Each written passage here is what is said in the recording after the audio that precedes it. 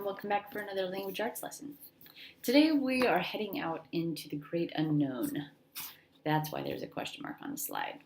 We're going to start with a little flashback for me though. I remember when I was in ninth grade English, and one of my favorite teachers of all time gave us a poem for homework to read, and he said, read it a few times and see what you think it means. Then we'll come back tomorrow and talk about it. So I went home and I read it. I read it over at least 3 times and was pretty confident in what I thought it meant. Confidently walked back into class the next day and, to my horror, realized that nobody else thought the same way as I did, and what I thought the poem meant was completely different than everybody else. And I thought to myself, maybe I'm not good at poetry, maybe I just don't have what it takes to understand literature. Not a very growth mindset, but that's kind of what I thought. Well, the interesting thing is that as I've grown up and gotten better at reading, I've realized that, you know what, as an adult, nobody's there to tell me if what I read and thought was important really was important or wasn't important. Nobody's there to tell me that I'm right or wrong or what to look for. I get to do that myself. And that's kind of cool, right? I get to decide what my own response to a book is. And there's actually a term for that in literature, and we call it interpretation. So here's what interpretation means, where each reader determines what to notice on their own. So sometimes in class, I kind of give you training wheels in a way and help you decide what is important and what's not really worth noticing, or what skill we're working on and how to do that. But today, what we're heading out into is a great big question mark, okay? So it's going to be up to you to decide what's important in a book, what's worth reading, what's worth remembering, what's powerful for you, what are you drawn to, right? So that's our objective for today. I will be able to decide for myself what I will notice and how I will make my own meaning as I read. Here's your translations.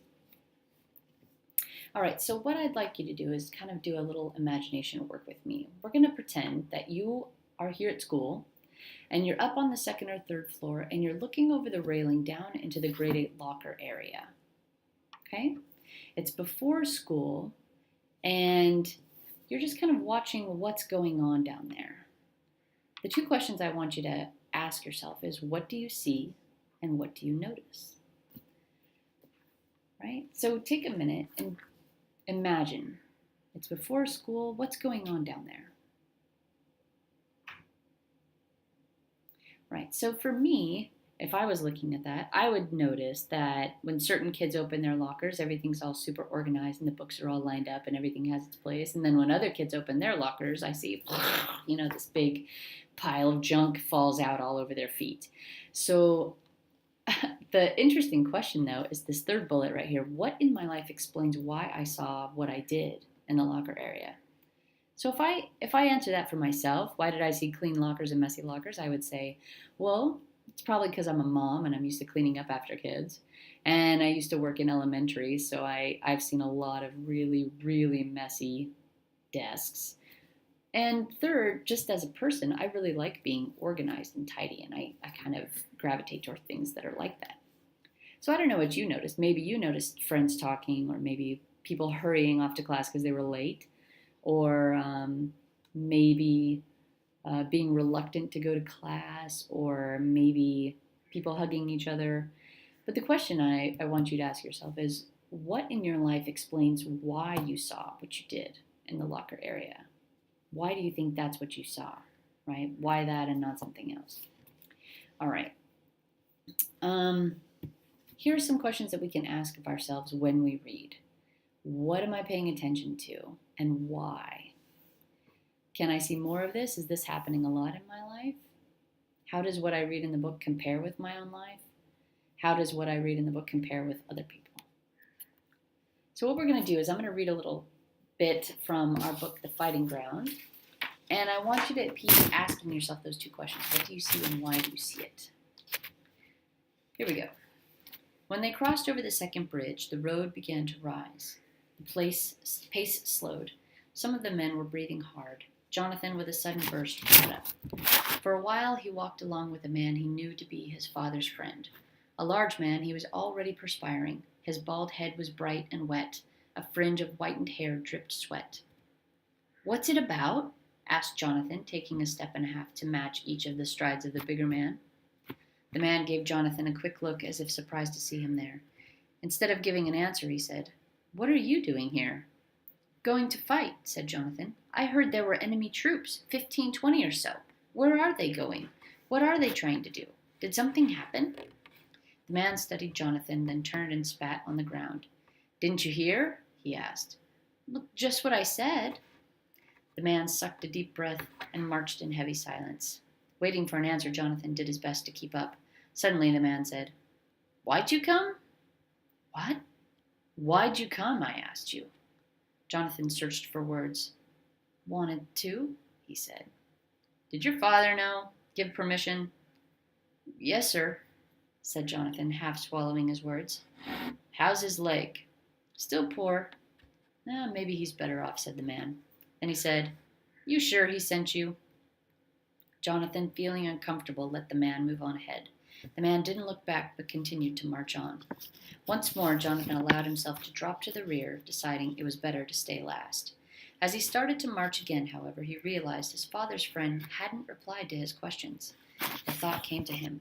Perhaps he didn't have the questions. So what were you drawn to in that passage? What did you really see? What did you connect with? And why did you connect with that? So if I was answering this question myself, I'd probably say that I was drawn to the fact that Jonathan was always asking questions, and he was kind of uninformed. And if I asked myself why I saw that, I would probably say it's because in my real life at home, I'm really good friends with ladies that are older than I am. I have one friend that's 10 years older than me and another friend that's 20 years older than me. And it's really awesome because they're super smart ladies. Like, they are so wise. And I get a lot of free advice from them. But I'm always the question asker. Like, what do you think about this? And why do you think that? And what's the downside of this? Or what do you think about this? So I kind of resonated with that. Now, I don't know about you. Maybe you resonated with the fact that Jonathan's, trying to act older than he really is. Or maybe that Jonathan lied about his dad giving permission. Or maybe that Jonathan's trying to insinuate himself in a social situation where he's not really fitting in. Right? I don't know. But the question is to ask yourself, why are you drawn to that? Why are you seeing what you see, right? So what I'd like you to do is try this on your own in your book clubs, right? Look at your book club book, find a page that really stands out for you, that's meaningful for you, and ask yourself, what is it about that passage or that scene that I'm drawn to, and why is it that I'm drawn to that? All right? That's it for today. Thank you so much for paying attention, and we'll see you next time.